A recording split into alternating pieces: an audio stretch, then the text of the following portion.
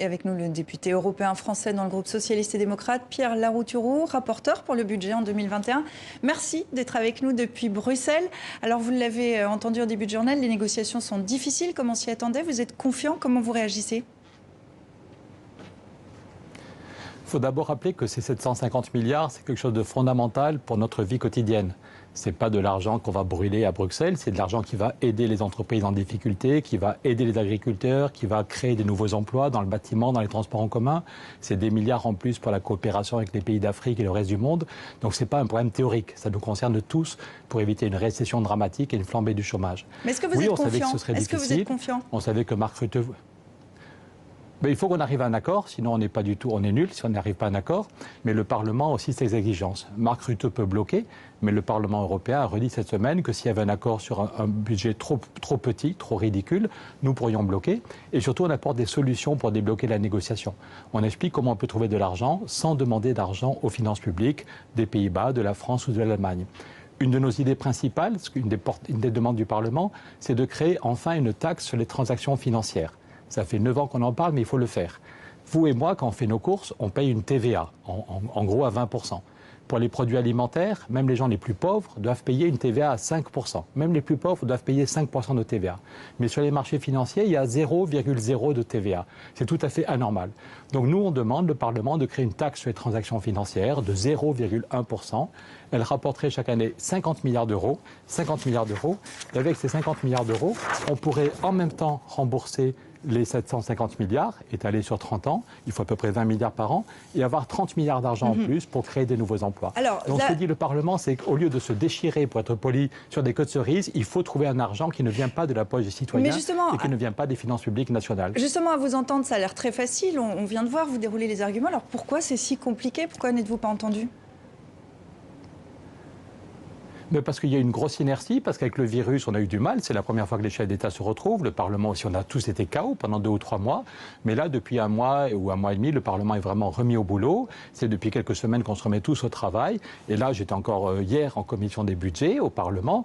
Et on s'est dit qu'on ne pourrait pas accepter. Il y a 5 groupes politiques différents. Moi, je suis social-démocrate, mais on est 5 groupes à dire on est dans un moment critique. On refuse l'effondrement, on refuse une flambée du chômage qui amènera des drames dans des millions de familles et peut-être à l'arrivée de l'extrême droite dans beaucoup de pays. On est à un moment crucial, il faut donner de l'argent, des nouvelles ressources. Quand Roosevelt arrive au pouvoir aux États-Unis, après la crise de 29, il a triplé le budget fédéral. Il n'a pas fait 5% ou 10% en plus. Roosevelt, il a triplé le budget fédéral et il a créé un impôt sur les millionnaires, il a fait un impôt sur les bénéfices. Au début, ça n'a rien donné, il a accepté de la dette, mais il a réussi à tripler son budget et puis arriver à l'équilibre en quelques années. Donc nous aussi, on dit à Mme Merkel, à M. Macron, n'ayez pas peur, soyez Roosevelt, on y va franchement, on a besoin de centaines de milliards pour aider les entreprises en difficulté, aider les paysans et créer des nouveaux emplois. Mais vous dites aussi, donc, on parlait des États, mais on parle aussi des citoyens. Vous nous dites, les citoyens européens n'auront pas à mettre la main au porte-monnaie, parce que ça fait peur quand même en Europe. Mais bien sûr, on se souvient des Gilets jaunes, il y a 30% des Français, 30% des Allemands qui n'ont pas 1 euro d'économie. Il y a 30% d'entre nous qui se font engueuler par les banquiers tous les mois parce qu'ils sont dans le rouge. Ce n'est pas à eux de payer l'addition. Par contre, le nombre de milliardaires a triplé en 10 ans. Il y a une étude de Forbes qui vient de sortir. Le nombre de milliardaires en Europe a triplé en 10 ans. Peut-être qu'on peut leur demander un effort.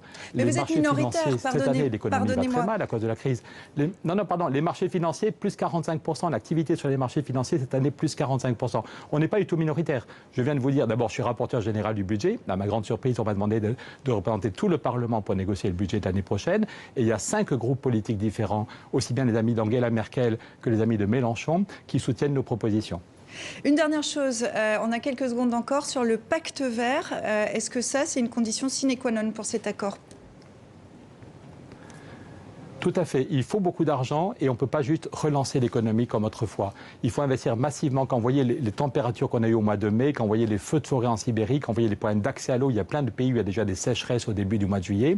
Il faut évidemment éviter des licenciements, mais il faut aussi créer des nouveaux emplois dans les transports en commun, dans l'isolation des bâtiments, dans les énergies renouvelables.